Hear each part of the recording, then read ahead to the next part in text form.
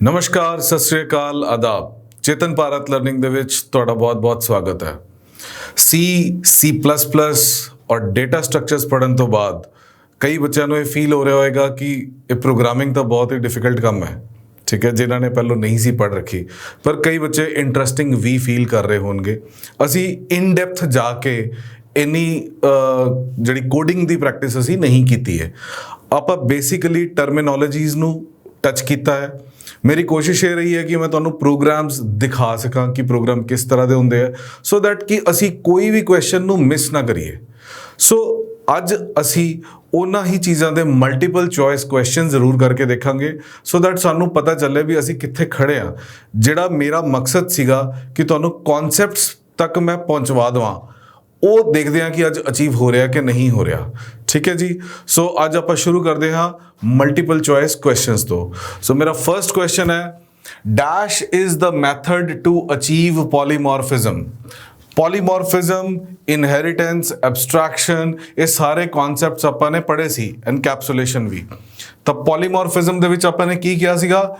ਪੋਲੀ means ਮੈਨੀ, ਮੋਰਫਿਜ਼ਮ means farms. ਦੱਸੋ ਜੀ ਕੀ ਆਨਸਰ ਹੋਏਗਾ ਇਹਦਾ? Dash is the method to achieve polymorphism. Options ਹੈਗੀਆਂ ਇਨਹੈਰੀਟੈਂਸ, ਐਬਸਟ੍ਰੈਕਸ਼ਨ, ਮੈਥਡ ਓਵਰਲੋਡਿੰਗ ਜਾਂ ਨਨ। C++ ਦੇ ਵਿੱਚ ਅਸੀਂ ਫੰਕਸ਼ਨਸ ਨੂੰ ਮੈਥਡ ਦਾ ਨਾਮ ਵੀ ਦਿੰਨੇ ਆ, ਔਰ ਪੋਲੀ ਮੀਨਸ ਮੈਨੀ, ਮੋਰਫਿਜ਼ਮ ਮੀਨਸ ਫਾਰਮਸ। ਤਾਂ ਮੈਨੀ ਫਾਰਮਸ ਅਸੀਂ ਇੱਕ ਫੰਕਸ਼ਨ ਨੂੰ ਉਸੇ ਸੇਮ ਨਾਮ ਤੋਂ ਦੁਬਾਰਾ ਵੀ ਉੱਥੇ ਪ੍ਰੈਜ਼ੈਂਟ ਕਰ ਸਕਦੇ ਹਾਂ, ਡਿਕਲੇਅਰ ਕਰ ਸਕਦੇ ਹਾਂ। That concept is called as polymorphism. ਔਰ ਉਹਨੂੰ C++ ਦੇ ਵਿੱਚ ਅਸੀਂ ਕਹਿੰਦੇ ਹਾਂ ਓਵਰਲੋਡਿੰਗ। ਜੇ ਇੱਥੇ ਤੁਹਾਡੇ ਕੋਲ ਆਨਸਰ ਆ ਜਾਂਦਾ ਫੰਕਸ਼ਨ ਓਵਰਲੋਡਿੰਗ ਜਾਂ ਮੈਥਡ ਓਵਰਲੋਡਿੰਗ, ਉਹ ਇੱਕੋ ਹੀ ਗੱਲ ਹੈ। ਸਾਡਾ ਆਨਸਰ ਬਣਦਾ ਹੈ C। ਠੀਕ ਹੈ ਜੀ। ਇਨਹੈਰੀਟੈਂਸ ਨਹੀਂ ਹੈ, ਐਬਸਟ੍ਰੈਕਸ਼ਨ ਵੀ ਨਹੀਂ ਹੈ। Next question, dash is the instance of the class. ਹੁਣ ਕਲਾਸ ਦਾ ਇੰਸਟੈਂਸ ਕਿਹੜਾ ਹੁੰਦਾ ਹੈ? ऑब्जेक्ट, कोड, वेरिएबल या पॉइंटर। सब तो पहली चीज, कोड ਇਹਦੇ ਵਿੱਚ ਹੋ ਹੀ ਨਹੀਂ ਸਕਦਾ, ਬਿਕਾਜ਼ ਕੋਡ ਤਾਂ ਅਸੀਂ ਪੂਰਾ ਹੀ ਲਿਖਦੇ ਆ। ਸੋ ਇਹ ਆਪਸ਼ਨ ਸਾਡੀ ਕੱਟੀ ਗਈ। ਵੇਰੀਏਬਲ ਦਾ ਕੰਮ ਕੀ ਹੈ? ਵੈਲਿਊਜ਼ ਜਿਹਦੇ ਵਿੱਚ ਤੁਸੀਂ ਸਟੋਰ ਕਰਵਾਉਣੀ ਹੈ, ਸੋ ਇਹ ਵੀ ਇੰਸਟੈਂਸ ਨਹੀਂ ਹੋ ਸਕਦਾ। ਪੁਆਇੰਟਰ ਕੀ ਹੈ? ਐਡਰੈਸ ਦਾ ਵੇਰੀਏਬਲ ਹੈ। ਜਿਹੜਾ ਇੱਕ ਵੇਰੀਏਬਲ ਦਾ ਐਡਰੈਸ ਸੀਗਾ, ਉਸ ਚੀਜ਼ ਨੂੰ ਅਸੀਂ ਜਦੋਂ ਪੁਆਇੰਟ ਆਊਟ ਕਰਦੇ ਹਾਂ, ਦੈਟ ਇਜ਼ ਪੁਆਇੰਟਰ। ਸੋ ਇੱਥੇ ਇੰਸਟੈਂਸ ਕੀ ਹੋਇਆ? ऑब्जेक्ट। ऑब्जेक्ट ਇੱਕ ਐਸੀ ਚੀਜ਼ ਹੈ ਜਿਹੜੀ ਕਿ ਆਪਣੀ ਪੂਰੀ ਕਲਾਸ ਨੂੰ ਰਿਪਰੈਜ਼ੈਂਟ ਕਰਦੀ ਹੈ। ਜਿਵੇਂ ਹਿਊਮਨਸ ਨੂੰ ਰਿਪਰੈਜ਼ੈਂਟ ਕਰਨ ਵਾਸਤੇ ਅਸੀਂ ਹੈਗੇ ਆ। ਇੱਕ ਬੰਦੇ ਦੇ ਉੱਤੇ ਹਿਊਮਨ ਟ੍ਰਾਇਲ ਕਰ ਲਿੱਤਾ, ਦੈਟ ਮੀਨਸ ਕਿ ਸਾਰੇ ਹਿਊਮਨਸ ਦੇ ਉੱਤੇ ਉਹ ਵੈਲਿਡ ਰਹੇਗਾ। That means human is the object of that particular class. ਅਸੀਂ ਉਹਨੂੰ ਇੰਸਟੈਂਸ ਵੀ ਕਹਿੰਦੇ ਆ। ਸੋ ਸੈਕੰਡ ਆਨਸਰ ਸਾਡਾ ਕੀ ਹੋ ਗਿਆ? A। Next question, what data type will you choose for the following data? Data ਕੀ ਹੈ? 23.34। ਇਸ ਚੀਜ਼ ਨੂੰ ਧਿਆਨ ਨਾਲ ਪੜ੍ਹਨਾ ਹੈ ਜਦੋਂ ਇਦਾਂ ਦਾ ਕੋਈ ਕੁਐਸਚਨ ਆ ਜਾਏ। ਇੱਥੇ ਆਪਾਂ ਕੀ ਕਹਿਣਾ ਚਾਹ ਰਹੇ ਹਾਂ? what data type will you choose for the following data? ਹੁਣ ਆਪਾਂ ਨੇ ਪੜ੍ਹਿਆ ਹੈ ਕਿ ਜਦੋਂ ਪੁਆਇੰਟ ਕਿਤੇ ਲੱਗ ਜਾਂਦਾ ਹੈ, ਉਦੋਂ ਸਾਡੇ ਕੋਲ ਕਿਹੜੀ ਆਪਸ਼ਨ ਐਕਟਿਵ ਹੋ ਜਾਂਦੀ ਹੈ? int is like, ਜੇ ਇੱਥੇ ਹੁੰਦਾ ਸਿਰਫ 23, character is single a, string is abc, ਤਾਂ ਪੁਆਇੰਟ ਦੇ ਵਿੱਚ ਕਿਹੜਾ ਆਉਂਦਾ ਹੈ? ਜੇ ਇੱਥੇ 2.3 ਹੋਵੇ ਜਾਂ ਵਿੱਚ ਉਹਦੇ ਪੁਆਇੰਟ ਲੱਗ ਰਿਹਾ ਹੋਵੇ। ਸੋ ਆਨਸਰ ਸਾਡਾ ਕੀ ਬਣ ਗਿਆ? B, float. ਜਿਹਦੇ ਵਿੱਚ ਪੁਆਇੰਟ ਆ ਗਿਆ, that is the float. Which operators returns the address of the variable? Address ਕੱਢਣ ਵਾਸਤੇ ਅਸੀਂ ਕਿਹੜਾ ਆਪਰੇਟਰ ਯੂਜ਼ ਕਰਦੇ ਹਾਂ? ਇਹ ਕੀ ਕਰਦਾ ਜੀ? Percentage sign. ਇਹ ਹੈ ਮੋਡੂਲਸ, ਇਹਨੂੰ ਮੋਡ ਕਹਿੰਦੇ ਆ। ਇਹ ਸਾਡਾ ਹੈਸ਼ ਹੈ। ਜਦੋਂ ਅਸੀਂ C++ ਜਾਂ C ਦਾ ਕੋਈ ਪ੍ਰੋਗਰਾਮ ਬਣਾਉਂਦੇ ਆ, ਅਸੀਂ ਲਾਇਬ੍ਰੇਰੀ ਫਾਈਲਸ ਨੂੰ ਇੰਟਰੋਡਿਊਸ ਕਰਦੇ ਆ, ਉਹਦੇ ਅੱਗੇ ਕੀ ਲਗਾਉਂਦੇ ਆ? ਅਸੀਂ hash. So this is pre processor.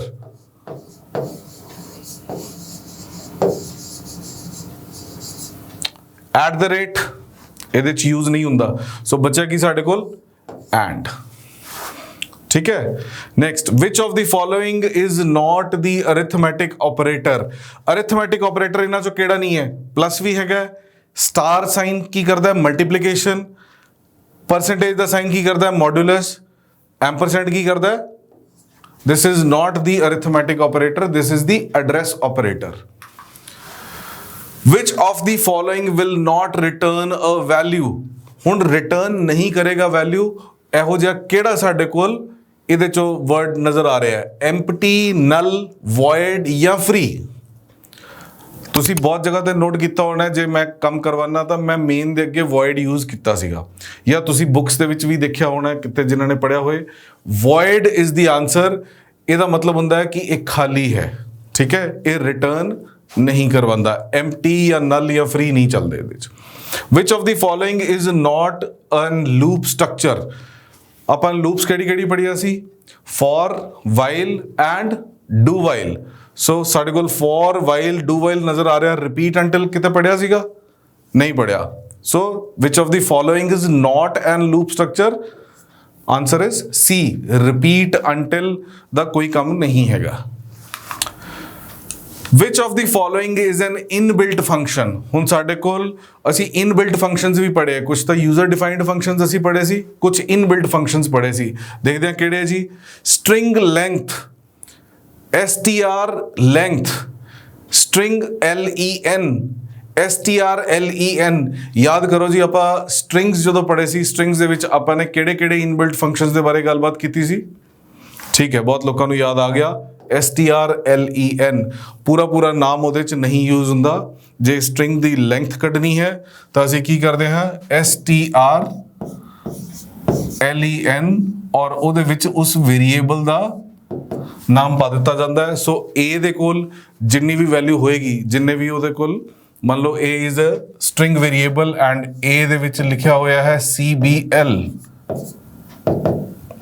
ਸੋ ਇਹ ਸਾਨੂੰ ਆਨਸਰ ਦੇ ਦੇਗਾ 3, ਬਿਕਾਜ਼ ਇਹ ਰਿਟਰਨ ਕਰਦਾ ਹੈ ਤੁਹਾਨੂੰ ਇੰਟੀਜਰ ਵੈਲਿਊ। ਸੋ ਉਹਦੇ ਅੱਗੇ ਇੱਕ int I is equal to strlen ਲੱਗੇਗਾ, ਉਹਦੇ ਵਿੱਚ ਆ ਜਾਂਦਾ ਹੈ ਸਟ੍ਰਿੰਗ ਦਾ ਨਾਮ, ਔਰ ਇਹ ਵੈਲਿਊ ਜਿਹੜੀ ਹੈ I ਨੂੰ ਰਿਟਰਨ ਕਰ ਦਿੰਦਾ ਹੈ। ਸੋ I ਦੀ ਵੈਲਿਊ ਜਿਹੜੀ ਹੈ ਉਹ 3 ਬਣਦੀ ਹੈ। ਕਲੀਅਰ ਹੈ ਜੀ। which of the following is not correct function? ਹੁਣ ਜੇ ਮੈਂ ਇਹਨੂੰ ਦੇਖਾਂ, ਨਾਮ ਮੈਂ ਫੰਕਸ਼ਨ ਦਾ ਕੁਝ ਵੀ ਰੱਖ ਸਕਦਾ। ਫਨ ਨਾਮ ਦਾ ਫੰਕਸ਼ਨ ਹੈ, ਉਹਦੇ ਅੱਗੇ ਪੈਰੇਂਥੇਸਿਸ ਲੱਗੀਆਂ ਹੋਈਆਂ, ਦਿਸ ਇਜ਼ ਕਰੈਕਟ। ਫਨ ਦੇ ਵਿੱਚ ਇੱਕ ਇੰਟੀਜਰ ਟਾਈਪ ਵੇਰੀਏਬਲ ਆ ਰਿਹਾ ਹੈ, ਉਹਦੇ ਅੰਦਰ ਐਜ਼ ਅ ਆਰਗੂਮੈਂਟ ਸਟੋਰ ਹੋ ਰਿਹਾ ਹੈ, ਦਿਸ ਇਜ਼ ਆਲਸੋ ਕਰੈਕਟ। ਇਹਦੇ ਵਿੱਚ 2 ਵੇਰੀਏਬਲਸ ਆ ਰਹੇ ਨੇ, ਇੱਕ ਡਾਟਾ ਟਾਈਪ ਹੈ ਇੰਟੀਜਰ, ਦੂਸਰੀ ਹੈ ਫਲੋਟ, ਯਾਨੀ ਕਿ ਇਹਦੇ ਚ ਪਹਿਲਾ ਜਿਹੜਾ ਮੇਰਾ ਆਰਗੂਮੈਂਟ ਆਏਗਾ that will be of integer type ਔਰ ਦੂਸਰਾ ਹੋਏਗਾ float type। ਸੋ ਇਹ ਵੀ ਮੇਰਾ ਠੀਕ ਹੈ। ਹੁਣ ਜਦੋਂ ਮੈਂ ਸਿੰਪਲ ਇਹਦੇ ਅੱਗੇ ਕੋਈ ਪੈਰੇਂਥੇਸਿਸ ਨਹੀਂ ਦੇਖ ਰਿਹਾ, this is not even a function। ਸੋ ਅਸੀਂ ਕਿਹਾ not a correct function, so answer ਸਾਡਾ ਕੀ ਬਣ ਗਿਆ? D। ਜਦੋਂ ਵੀ ਕਿਤੇ ਫੰਕਸ਼ਨਸ ਦਾ ਨਾਮ ਆਉਂਦਾ ਹੈ, ਤੁਸੀਂ ਹਮੇਸ਼ਾ ਧਿਆਨ ਰੱਖਣਾ ਕਿ ਉਹਦੇ ਅੱਗੇ ਪੈਰੇਂਥੇਸਿਸ ਲੱਗੀਆਂ ਹੈ। ਜਦੋਂ ਲੱਗੀਆਂ ਹੈ ਤਾਂ that is function। The technique of building new class from existing class is called। C++ ਸ਼ੁਰੂ ਹੁੰਦਿਆਂ ਨਾਲ ਮੈਂ ਤੁਹਾਨੂੰ ਬਹੁਤ ਸਾਰੇ ਕਨਸੈਪਟਸ ਦੱਸੇ ਸੀ ਕਿ 4 ਪਿਲਰਸ ਦੇ ਉੱਤੇ ਪੂਰੀ C++ ਖੜੀ ਹੈ। ਉਹਨਾਂ ਚੋਂ ਹੁਣ ਕੁਐਸਚਨ ਇਹ ਹੈ ਕਿ technique of building a new class from an existing class. Parent ਤੋਂ ਬੱਚਾ ਹੋ ਰਿਹਾ ਹੈ ਤਾਂ ਉਹ ਕੀ ਕਨਸੈਪਟ ਹੈ? Inheritance. Next, which of the following accesses the 6th element stored in the array? ਇਹ questions ਬਹੁਤ tricky ਹੈ।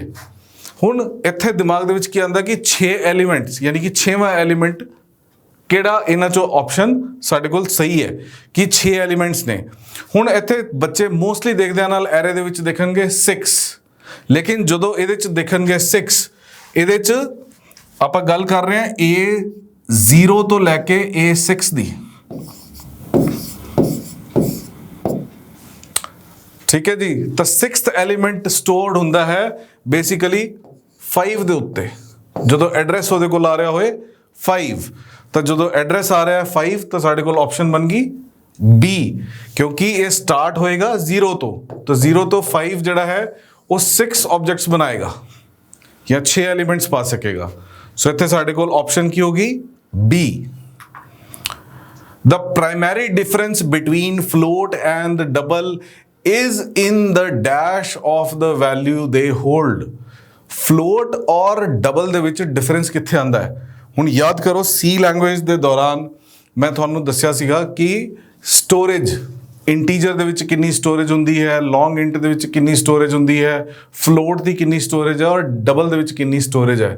ਸੋ ਉਹਦੇ ਵਿੱਚ ਆਪਾਂ ਪੁੱਛ ਰਹੇ ਹਾਂ ਕਿ difference between float and double is in the dash of the value they hold. क्या एड्रेस है? नहीं। मैग्नीट्यूड है? यस। कि ਉਹਦੇ ਵਿੱਚ डिफरेंस कित्थे है कि जे फ्लोट है वो 4 बाइट्स ਦੀ स्पेस ਲੈ ਰਿਹਾ है, डबल ਜਿਹੜਾ है वो 8 बाइट ਦੀ स्पेस ਲੈ ਰਿਹਾ है। सो ਸਾਡੇ ਕੋਲ आंसर कित्थे आ गया? Magnitude. Most of the C++ statements terminate with, क्या ਅਸੀਂ फुल स्टॉप ਨਾਲ ਕਰਦੇ ਹਾਂ? नो। कॉमा दे नाल? नो। सैमीकोलन दे नाल? यस। लास्ट ऑप्शन भी साडे कोल कोलन दित्ती हुई है, वो भी नहीं है। सो आंसर स्टैंड्स सी। किते भी असी टर्मिनेशन करनी है, किसी स्टेटमेंट की टर्मिनेशन करनी है, असी की करते हैं सब तो मगर ਉਹਦੇ सैमीकोलन लगाते हैं। इफ यू रिमेंबर, जे असी आउटपुट कोई प्रिंट करवा रहे हैं, सी आउट, असी लिखिया हैलो वर्ल्ड, चलो एक एल होर पा दो विच, डबल कोट्स लगे और उस तो बाद विच सैमीकोलन। ठीक है, semicolon is the termination. The result of expression 5 modulus 3 in C languages बहुत ईजी है। 15 नो 3 नाल डिवाइड कर दो,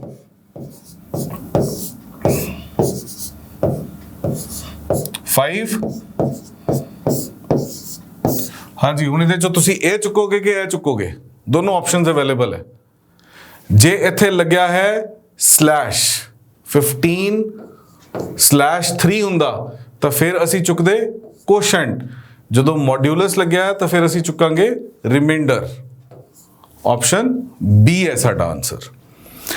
if and switch statements are called as dash statements. दसो जी किद्दां दी स्टेटमेंट्स है? बेसिकली ये साडियां आइटरेशन ने, कंडीशन ने, जंप स्टेटमेंट ने कि सिलेक्शन स्टेटमेंट्स ने। आइटरेशन किहड़ियां होंदियां? For loops. कंडीशंस दे विच की आंदियां? इफ स्टेटमेंट और switch statements. So answer is B. Which of the following keyword is used to access a class member? इन्हां चों किहड़ा कीवर्ड ऐसा है जिन्हों असीं यूज करते हैं अपने क्लास मैंबर नूं देखण वास्ते? स्विच स्टेटमेंट हैगी है जी? नहीं। Go to? नहीं। फॉर लूप का काम था रेपिटिशन है, इटरेशन है। सो साडे कोल एक्सेस स्पेसिफायर केड़ा हैगा जी?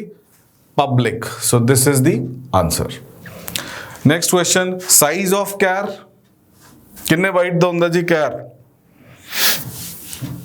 Exactly 1 bytes. इंटीजर दा की हुंदा? 2 bytes. Float is 4 bytes. Double is 8 bytes. Long double is 10 bytes. Stacks are based on, एक क्वेश्चन बहुत ही कॉमन है और ये डेफिनेटली आई जाता है क्योंकि बच्चे ये बहुत ज़्यादा कन्फ्यूज होंगे है। जदों ही तुसी स्टैक का नाम सुनते हो, मैं तुहानू ऑलरेडी कहा सीगा कि तुसी रस्ता बंद कर देना। पहले नंबर वाला बच्चा इत्थे पहुंचा है, दूजे नंबर वाला इत्थे पहुंचा है, तीसरे नंबर वाला इत्थे पहुंचा है, चौथे नंबर वाला इत्थे पहुंचा है। हुण किहड़ा बंदा पहलो एंटर कीता है वो बाद च निकलेगा क्योंकि एंट्री और एग्जिट पॉइंट सेम है। ठीक है, so last in first out, answer is LIFO. Stacks का नाम सुनदे नाल ही तुहानू ये डायग्राम याद आनी चाहिए है, then you will get your answer।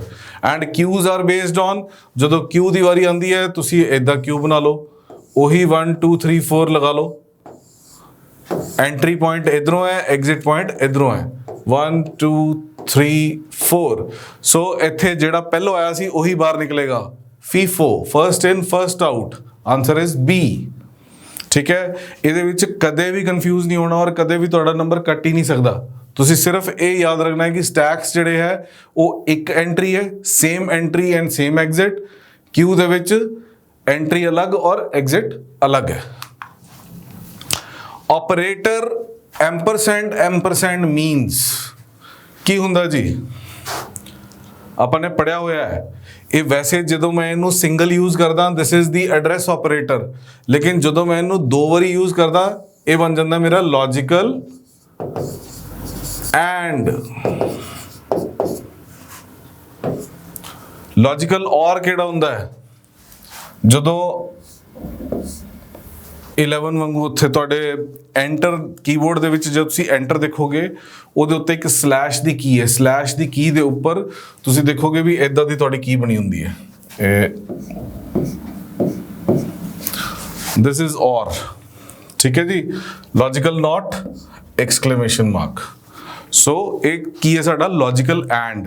ਇਹਨੂੰ ਕਦੋਂ ਅਸੀਂ ਯੂਜ਼ ਕਰਦੇ ਹਾਂ? ਜਦੋਂ ਸਾਡੇ ਕੋਲ ਦੋ ਕੰਡੀਸ਼ਨਸ ਹੋਣ।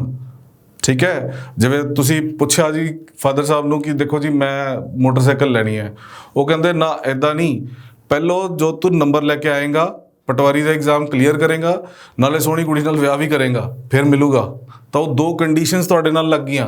ਠੀਕ ਹੈ, ਉਹ ਜਿਹੜੇ ਦੋ ਕੰਡੀਸ਼ਨਸ ਲੱਗੀਆਂ ਉਹਦੇ ਚ ਆਏਗਾ ਲੌਜੀਕਲ ਐਂਡ। ਜਦੋਂ ਤੱਕ ਪਹਿਲੀ ਕੰਡੀਸ਼ਨ ਔਰ ਦੂਜੀ ਕੰਡੀਸ਼ਨ ਦੋਨੋਂ ਟਰੂ ਨਹੀਂ ਹੁੰਦੀਆਂ ਤਦ ਤੱਕ ਇਹ ਫਾਲਸ ਹੈ, ਮੋਟਰਸਾਈਕਲ ਨਹੀਂ ਮਿਲਣਾ। ਠੀਕ ਹੈ, ਅੱਗੇ ਵਧੋ। ਦ ਆਬਜੈਕਟਸ ਕੈਨ ਡਾਇਰੈਕਟਲੀ ਐਕਸੈਸ, ਕਿਹਨਾਂ ਨੂੰ ਡਾਇਰੈਕਟਲੀ ਐਕਸੈਸ ਕਰ ਸਕਦੇ ਆ? ਬੋਲੋ, ਜੇ ਪ੍ਰਾਈਵੇਟ ਹੋਣਗੇ ਤਾਂ ਕਿਆ ਉਹਨਾਂ ਨੂੰ ਐਕਸੈਸ ਕਰ ਲੈਣਗੇ? ਨਹੀਂ, ਜਿਹੜੇ ਪਬਲਿਕ ਮੈਂਬਰਸ ਹੈ ਉਹਨਾਂ ਨੂੰ ਹੀ ਡਾਇਰੈਕਟਲੀ ਐਕਸੈਸ ਕਰ ਸਕਣਗੇ, ਨਾ ਪ੍ਰਾਈਵੇਟ ਨੂੰ ਨਾ ਪ੍ਰੋਟੈਕਟਡ ਨੂੰ।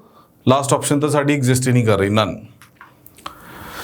Which of the following algorithm is divide and conquer type? ਹੁਣ ਕੱਲ ਦੇ ਲੈਕਚਰ ਦੇ ਵਿੱਚ ਹੀ ਆਪਾਂ ਪੜ੍ਹ ਕੇ ਹਟੇ ਸੀਗੇ ਡਾਟਾ ਸਟਰਕਚਰਸ ਦੇ ਵਿੱਚ। ਯਾਦ ਆਈ ਕੁਝ ਸੌਰਟਿੰਗ ਟੈਕਨੀਕਸ? ਕਿਆ ਬਬਲ ਸੌਰਟ ਦੇ ਵਿੱਚ ਡਿਵਾਈਡ ਐਂਡ ਕੌਨਕਰ ਹੋ ਰਿਹਾ ਸੀਗਾ? ਨਹੀਂ। ਸਿਲੈਕਸ਼ਨ ਸੌਰਟ 'ਚ ਹੋਇਆ ਸੀਗਾ? ਨਹੀਂ। ਮਰਜ ਸੌਰਟ ਦੇ ਵਿੱਚ ਆਪਾਂ ਨੇ ਇਹ ਕੰਮ ਕੀਤਾ ਸੀਗਾ ਕਿ ਜਦੋਂ ਸਾਡੇ ਕੋਲ ਇੱਕ ਲਿਸਟ ਸੀਗੀ ਅਸੀਂ ਉਹਨੂੰ ਦੋ ਪਾਰਟਸ ਦੇ ਵਿੱਚ ਡਿਵਾਈਡ ਕਰਕੇ ਸਿੰਗਲ ਐਲੀਮੈਂਟ ਤੱਕ ਲਿਆਏ ਸੀਗੇ। ਯਾਦ ਆਇਆ ਜੀ? So answer is merge sort, because ਇੱਥੇ ਡਿਵਾਈਡ ਐਂਡ ਕੌਨਕਰ ਟਾਈਪ ਹੈ। ਜਦੋਂ ਮੈਂ ਪੜ੍ਹਾ ਰਿਹਾ ਸੀਗਾ, ਜੇ ਤੁਸੀਂ ਧਿਆਨ ਨਾਲ ਸੁਣਿਆ ਹੋਏਗਾ ਤਾਂ 100% ਤੁਸੀਂ ਦੇਖਦਿਆਂ ਨਾਲ ਹੀ ਇਹਨੂੰ ਜਿਹੜਾ ਆਪਸ਼ਨ ਨੂੰ ਸਿਲੈਕਟ ਕਰ ਲਓਗੇ। Which of the following data structure is non linear type? ਹੁਣ ਜਦੋਂ ਇਸ ਕੁਐਸਚਨ ਦਾ ਜੇ ਤੁਹਾਨੂੰ ਆਨਸਰ ਹਲੇ ਨਹੀਂ ਆ ਰਿਹਾ ਤਾਂ ਦੈਟ ਮੀਨਸ ਕਿ ਤੁਸੀਂ ਨਾ ਲੈਕਚਰ ਨੂੰ ਧਿਆਨ ਨਾਲ ਸੁਣਿਆ ਨਹੀਂ। ਮੈਂ ਬਾਰ-ਬਾਰ ਇਹ ਕਿਹਾ ਸੀਗਾ ਕਿ ਸਾਡੇ ਕੋਲ ਦੋ ਹੀ ਤਰ੍ਹਾਂ ਦੇ ਡਾਟਾ ਸਟਰਕਚਰਸ ਹੈਗੇ ਆ, ਇੱਕ ਲੀਨੀਅਰ ਇੱਕ ਨॉन ਲੀਨੀਅਰ। ਲੀਨੀਅਰ ਵਾਲੇ ਕਿਹੜੇ ਸੀਗੇ? ਸਟੈਕਸ, ਕਿਊਜ਼, ਐਰੇਜ਼, ਲਿੰਕ ਲਿਸਟ। ਤੇ ਨॉन ਲੀਨੀਅਰ ਚ ਕਿਹੜੇ ਜਾਂਦੇ ਆ? ਟਰੀਜ਼। ਸੋ ਇੱਥੇ ਮੇਰਾ ਆਨਸਰ ਕੀ ਬਣ ਰਿਹਾ? ਟਰੀ। ਇਹ ਸਾਰੇ ਲੀਨੀਅਰ ਡਾਟਾ ਸਟਰਕਚਰਸ ਹੈਗੇ ਆ। Which data structure represents hierarchical relation between the elements? ਹੁਣ hierarchical relations ਕਿੱਥੇ ਬਣ ਰਹੇ ਸੀਗੇ? ਯਾਦ ਕਰੋ ਆਪਣੀ ਐਗਜ਼ਾਮਪਲ। ਐਗਜ਼ੈਕਟਲੀ ਟਰੀ ਦੇ ਵਿੱਚ। ਠੀਕ ਹੈ, ਕਿਉਂਕਿ ਇੱਥੇ ਇੱਕ ਐਲੀਮੈਂਟ ਸੀਗਾ, ਇੱਥੇ ਦੂਜਾ ਸੀ, ਇਹਦਾ ਤੀਜਾ ਸੀ, ਇਹਨਾਂ ਦਾ ਆਪਸ 'ਚ ਰਿਲੇਸ਼ਨ ਹੈ। ਇਹਦੇ ਕੋਲ 4 ਔਰ 5 ਹੈ, ਇਹਦੇ ਕੋਲ 6 ਔਰ 7 ਹੋ ਸਕਦੇ ਆ। ਸੋ ਇਹ ਸਾਡਾ ਇੱਕ hierarchical structure ਬਣ ਰਿਹਾ, that is tree. The data structure which is one-ended is called, ਹੁਣੇ ਆਪਾਂ ਕਰਕੇ ਹਟਿਆ, stack. The deletion mechanism in stack is called, ਹੁਣ ਕਈ ਬੱਚਿਆਂ ਨੂੰ ਨਾ ਇੱਥੇ ਬਹੁਤ ਜ਼ਿਆਦਾ ਕਨਫਿਊਜ਼ਨ ਹੈ ਕਿ ਜਿਹੜੀ ਉਹਦੀ ਐਂਟਰੀ ਔਰ ਐਗਜ਼ਿਟ ਪੁਆਇੰਟ ਹੈ। ਆਪਾਂ ਹੁਣ ਸਟੈਕ ਦੀ ਗੱਲ ਕਰ ਰਹੇ ਹਾਂ, ਵਾਪਸ ਸਾਡੇ ਕੋਲ ਆਹੀ ਡਾਇਗਰਾਮ ਆ ਗਈ। ਇਹਦੇ ਵਿੱਚ ਜਿਸ ਟਾਈਮ ਤੇ ਬੰਦਾ ਐਂਟਰ ਕਰ ਰਿਹਾ ਹੈ, ਐਂਟਰੀ ਨੂੰ ਅਸੀਂ ਕੀ ਕਹਿੰਦੇ ਆ? ਪੁਸ਼। ਔਰ ਜਦੋਂ ਇਹਨੂੰ ਬਾਹਰ ਸੁੱਟ ਰਹੇ ਆ ਉਸ ਨੂੰ ਅਸੀਂ ਕਹਿੰਦੇ ਆ ਪੌਪ। ਸੋ ਦ ਡਿਲੀਸ਼ਨ ਮੈਕੈਨਿਜ਼ਮ, ਯਾਨੀ ਕਿ ਜਦੋਂ ਅਸੀਂ ਇਹਦੇ ਚੋਂ ਬਾਹਰ ਕੱਢ ਰਹੇ ਆ ਡਾਟਾ ਨੂੰ, ਉਹਨੂੰ ਅਸੀਂ ਕੀ ਕਹਿੰਦੇ ਆ? ਪੌਪ। ਗਲਤੀ ਨਾਲ ਵੀ ਉੱਥੇ ਡਿਲੀਟ ਨਹੀਂ ਕਰਿਆ ਨਾ, ਕਿਉਂਕਿ ਕਈ ਵਾਰੀ ਕੁਐਸਚਨ ਇਹ ਬਣਾਈ ਕਨਫਿਊਜ਼ ਕਰਨ ਵਾਸਤੇ ਹੁੰਦੇ, ਆਨਸਰ ਵੀ ਕਨਫਿਊਜ਼ ਕਰਨ ਵਾਸਤੇ ਹੁੰਦੇ ਕਿ ਡਿਲੀਸ਼ਨ ਨਾਲ ਮੋਸਟਲੀ ਬੱਚੇ ਡਿਲੀਟ ਸਮਝ ਲੈਣਗੇ। ਠੀਕ ਹੈ, ਸੋ ਇੱਥੇ ਬਹੁਤ ਧਿਆਨ ਨਾਲ ਤੁਸੀਂ ਕਰਨਾ ਹੈ। ਜਦੋਂ ਐਂਟਰ ਹੋ ਰਿਹਾ ਦੈਟ ਇਜ਼ ਪੁਸ਼, ਜਦੋਂ ਬਾਹਰ ਨਿਕਲ ਰਿਹਾ data that is pop. The header file in C language contains, header file ਜਿਹੜੀਆਂ ਆਪਾਂ ਲਗਾਉਂਦੇ ਹੁੰਦੇ ਆ ਹੈਸ਼ include stdio.h, ਜਾਂ ਫਿਰ ਜਦੋਂ C++ ਲਗਾਉਂਦੇ ਆ ਹੈਸ਼ include iostream.h। ਇਹਨਾਂ 'ਚ ਕੀ ਹੁੰਦਾ ਹੈ? ਇਹ ਬੇਸਿਕਲੀ ਸਾਡੀ ਲਾਇਬ੍ਰੇਰੀ ਫਾਈਲਸ ਹੁੰਦੀਆਂ। ਸੋ ਸਾਡੇ ਕੋਲ ਆਪਸ਼ਨ ਸੈਕਿੰਡ ਨੰਬਰ ਤੇ ਆ ਰਿਹਾ ਲਾਇਬ੍ਰੇਰੀ ਫਾਈਲਸ। ਇਹਦੇ 'ਚ ਕੋਈ ਕੰਪਾਈਲਰ ਦੀ ਕਮਾਂਡਸ ਨਹੀਂ ਹੁੰਦੀਆਂ, ਕੋਈ ਹੈਡਰ ਦੀ ਇਨਫੋਰਮੇਸ਼ਨ ਹੋ ਸਕਦੀ ਹੈ, ਬਟ ਇਹਦੇ 'ਚ ਬਹੁਤ ਸਾਰੇ ਲਾਇਬ੍ਰੇਰੀ ਫੰਕਸ਼ਨਸ ਬਣੇ ਹੁੰਦੇ ਆ।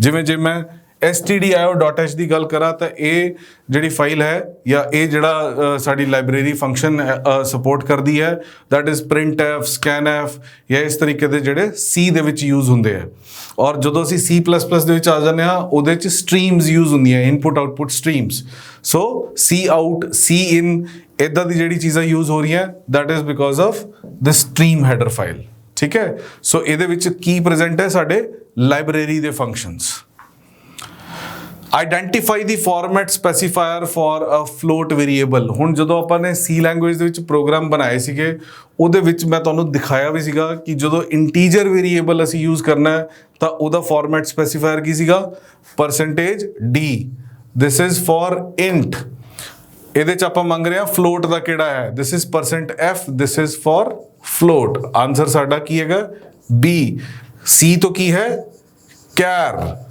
ਹੁਣ x ਤੋਂ ਕੀ ਹੈ ਅਗਲਾ ਕੁਐਸਚਨ ਹੀ ਮੇਰਾ ਉਹੀ ਹੈ ਠੀਕ ਹੈ ਹੁਣ ਇੱਥੇ ਦੇਖ ਲੈਂਦੇ ਆ x ਵੈਸੇ ਹੁੰਦਾ ਹੈ ਹੈਕਸਾਡੈਸੀਮਲ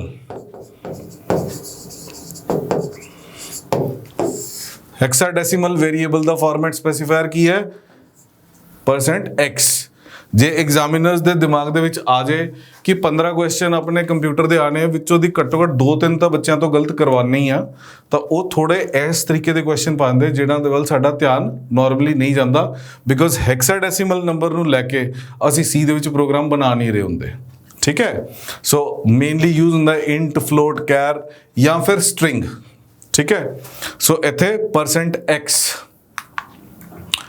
what is the full form of OOP ਆਪਾਂ ਨੇ ਪੜਿਆ ਸੀਗਾ ਹੁਣ ਇਹਦੇ ਚ ਫਿਰ ਉਹੀ ਚੀਜ਼ ਹੈ ਸਾਨੂੰ ਇਹ ਪਤਾ ਹੈ ਕਿ ਪ੍ਰੋਗਰਾਮਿੰਗ ਹੈ ਸੋ ਚਾਰੋਂ ਆਪਸ਼ਨਸ ਐਕਟਿਵ ਹੈ ਲੇਕਿਨ ਜੇ ਧਿਆਨ ਨਾਲ ਸੁਣਿਆ ਹੋਏ ਕਿ OOP ਦੀ ਆਪਾਂ ਨੇ ਕੀ ਡੈਫੀਨੇਸ਼ਨ ਰੱਖੀ ਸੀ that was something related to the objects ਸੋ ਆਪਾਂ ਸਭ ਤੋਂ ਪਹਿਲਾਂ ਦੇਖ ਲੈਂਦੇ ਹਾਂ ਆਫਿਸ ਇਹ ਤਾਂ ਡਿਸਕਾਰਡ ਹੋ ਗਿਆ ਜੀ ਠੀਕ ਹੈ ਬਚ ਗਈ ਸਾਡੇ ਕੋਲ 3 options object office programming office वाली ये भी नहीं बनती ऑब्जेक्ट ओरिएंटेड प्रोग्रामिंग और ऑब्जेक्ट ऑफिस प्रोग्रामिंग ये तो दोनों सेम रिपीट हो गया आही साडे कोल ऑप्शन बच रही है ऑब्जेक्ट ओरिएंटेड प्रोग्रामिंग ਜਿਹੜੀ ऑब्जेक्ट्स ਦੇ ਅਰਾਊਂਡ ਅਸੀਂ ਪ੍ਰੋਗਰਾਮਿੰਗ ਕਰਵਾਉਂਦੇ ਹਾਂ the number of objects created of the class are ਆਪਾਂ ਕਿੰਨੇ ऑब्जेक्ट्स ਕ੍ਰੀਏਟ ਕਰ ਸਕਦੇ ਆ 1 2 4 ਜਾਂ ਕੋਈ ਲਿਮਿਟ ਨਹੀਂ ਹੈ ਸੋਚੋ ਹਾਲੇ ਤੱਕ ਜਿਹੜੇ ਮੈਂ ਪ੍ਰੋਗਰਾਮਸ ਦੇ ਵਿੱਚ ਤੁਹਾਨੂੰ ਐਕਸਪਲੇਨ ਵੀ ਕੀਤਾ ਹੋਏਗਾ ਸ਼ਾਇਦ ਉਹਦੇ ਚ 1-2 ਹੀ ਬਣਾ ਕੇ ਦਿਖਾਏ ਹੋਣ ਲੇਕਿਨ ਮੈਂ ਥੋੜੀ ਦੇਰ ਪਹਿਲਾਂ ਤੁਹਾਨੂੰ ਕਹਿ ਰਿਹਾ ਸੀ ਕਿ ਵੀ humans are also the objects of the class human ਆਪਾਂ ਜਿੰਨੇ ਲੋਕ ਹੈਗੇ ਆ ਆਪਾਂ ਹਿਊਮਨ ਕਲਾਸ ਦੇ ਹੀ ਆਬਜੈਕਟਸ ਹੈਗੇ ਆ ਸੋ ਸਾਡੀ ਕੋਈ ਲਿਮਿਟ ਹੈ ਨਹੀਂ ਹੈ ਸੋ ਆਨਸਰ ਇਜ਼ ਨੋ ਲਿਮਿਟ ਅਸੀਂ ਜਿੰਨੇ ਚਾਹੀਏ ਅਸੀਂ ਉਹਨੇ ਆਬਜੈਕਟਸ ਕ੍ਰੀਏਟ ਕਰ ਸਕਦੇ ਹਾਂ What is the output of the following code? ਹੁਣ ਇੱਕ ਛੋਟਾ ਜਿਹਾ ਇੱਕ ਕੋਡ ਹੈ ਇਹਦੀ ਆਊਟਪੁੱਟ ਕੀ ਹੈ cout is the statement ਜਿਹੜੀ ਕਿ ਸਾਨੂੰ ਆਊਟਪੁੱਟ ਪ੍ਰਿੰਟ ਕਰਕੇ ਦਿੰਦੀ ਹੈ in C++ ਉਹਦੇ ਵਿੱਚ ਆਪਾਂ ਨੇ ਕੀ ਕੀਤਾ -1 -1 -1 ਉਹਨੇ ਕੀ ਆਊਟਪੁੱਟ ਦੇਗਾ 0 3 -3 ਜਾਂ ਐਰਰ ਐਗਜ਼ੈਕਟਲੀ -3 क्योंकि वो 3 बारी ये तीनों माइनस दे तो तीनों प्लस हो जाएंगे ना ठीक है तो वो -3 बन गया how many access specifiers are there in C++ access specifiers होंगे किहड़े है यानी कि वो चीज़ां जिन्हां दी मदद दे नाल ऑब्जेक्ट जिहड़ा है अपने क्लास मैंबर्स नूं देख सके सो साडे कोल किन्ने एक्सेस स्पेसिफायर हैगे है पब्लिक प्राइवेट and protected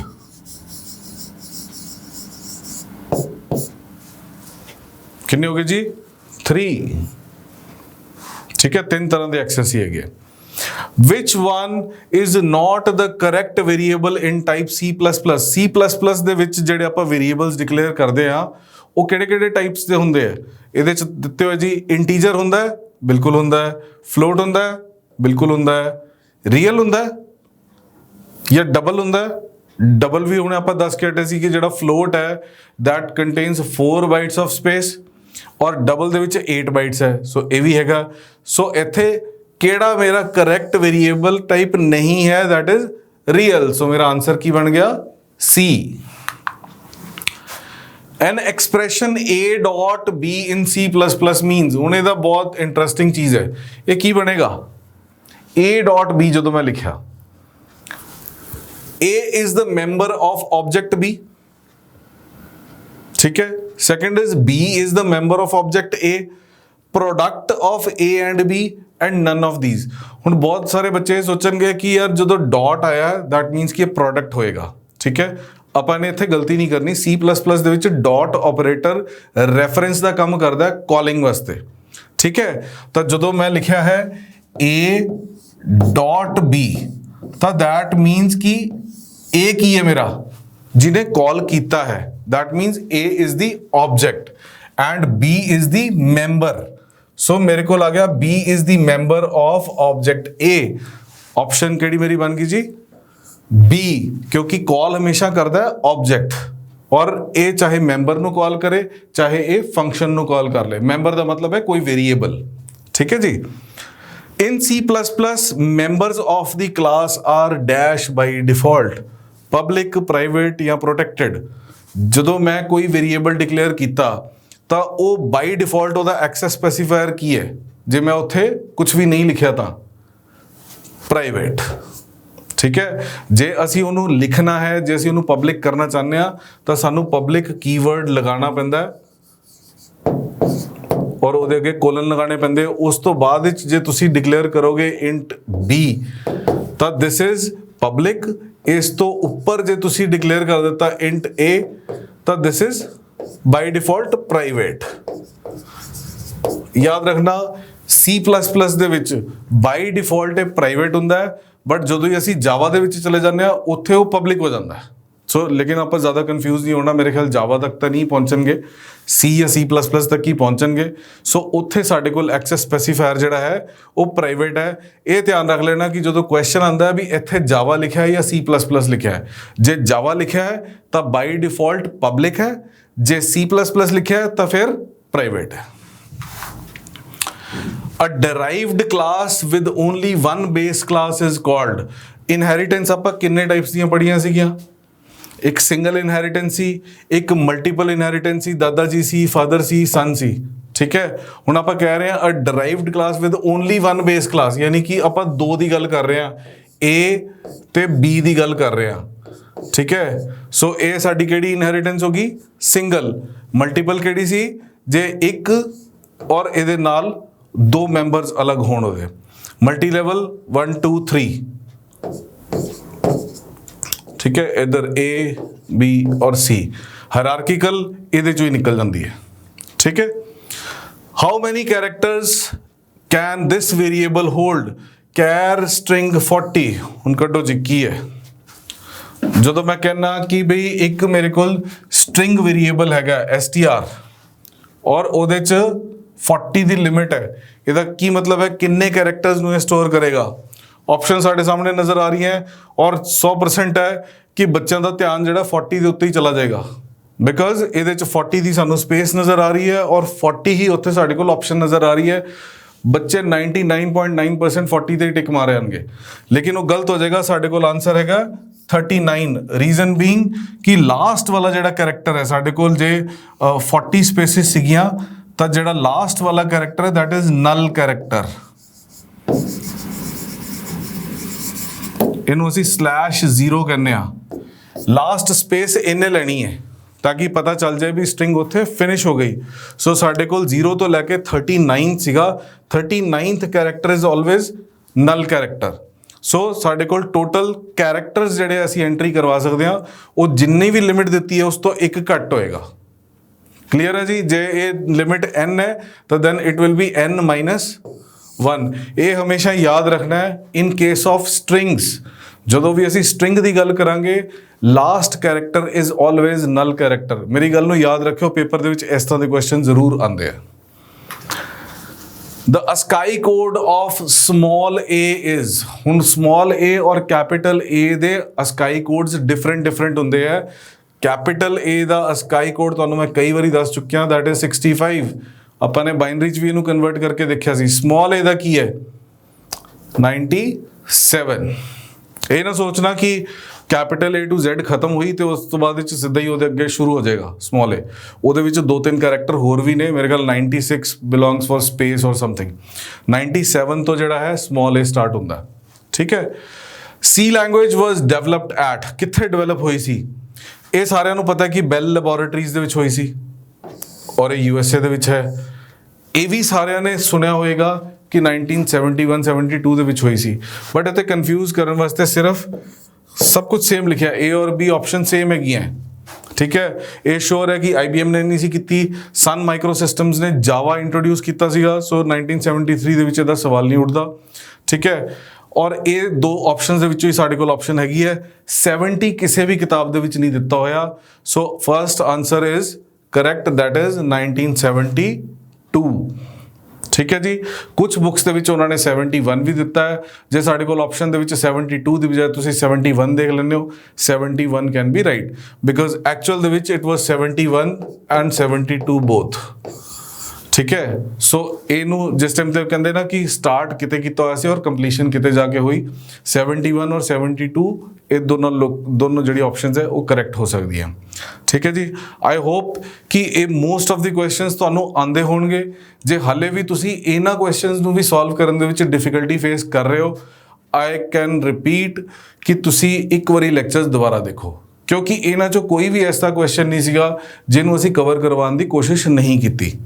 ਔਰ ਪ੍ਰੋਗਰਾਮਿੰਗ ਦੇ ਇਨ ਡੈਪਥ ਕੁਐਸਚਨ ਕੋਈ ਵੀ ਨਹੀਂ ਆਉਂਦੇ।